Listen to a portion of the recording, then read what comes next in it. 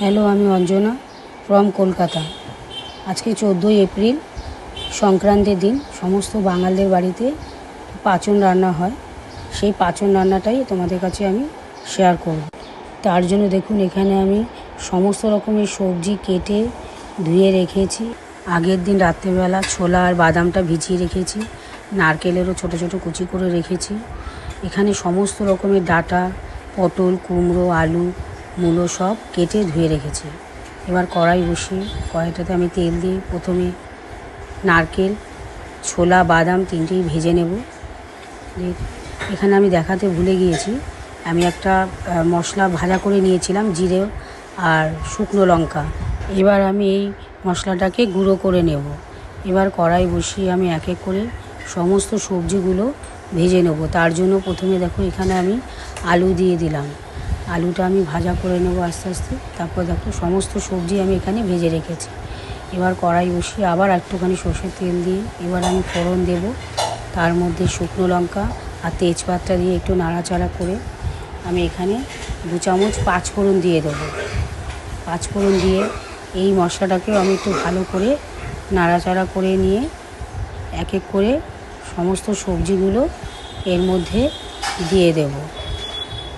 সবজিগুলো দিয়ে আমি ভালো করে সবজিগুলো কষিয়ে নেব।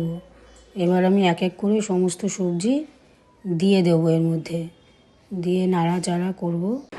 এবার সবজিগুলো এই ফোড়নের সাথে আমি ভালো করে কষিয়ে নিতে থাকবো।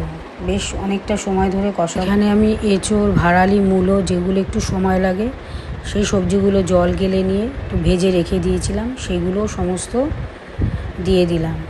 দিয়ে এবার আমি আবারও সমস্ত সবজি ভালো করে নাড়াচাড়া করে নেব। এখানে আমি আদা আর কাঁচা লঙ্কা বেটে রেখেছিলাম, সেই বাটা মশলাটাও দিয়ে দিলাম। দিয়ে আবার আমি সবজিগুলো সব নাড়াচাড়া করে নেব।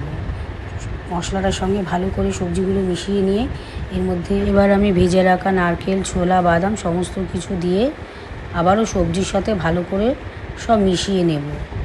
মেশাতে মেশাতে এবার আমি এখানে টমেটোটা দিয়ে দেব। দিয়ে এখানে আমি নুন দিয়ে দিলাম। দিয়ে আবার টমেটোটাই সবজির মধ্যে ভালো করে মিশিয়ে নেব। এবার এখানে আমি পরিমাণ মতো হলুদ দিয়ে দেবো। দিয়ে আমি সবজিগুলোর সাথে এই হলুদটা ভালো করে মিশিয়ে নিয়ে আবারও নাড়াচাড়া করব। এবার আমি বড়ি ভেজে রেখেছিলাম, সেই ভাজা বড়িটাও সবজির মধ্যে দিয়ে দিয়েছিলাম। বড়িটা অবশ্য আমি একটু গুঁড়িয়ে নিয়েছিলাম, দিয়ে সবজির মধ্যে দিয়ে দিলাম। দিয়ে এবার ভালো করে সবজির সাথে বড়ি মিশিয়ে নেব। দেখুন, এখানে আমার অনেকটা জল ছেড়েছে।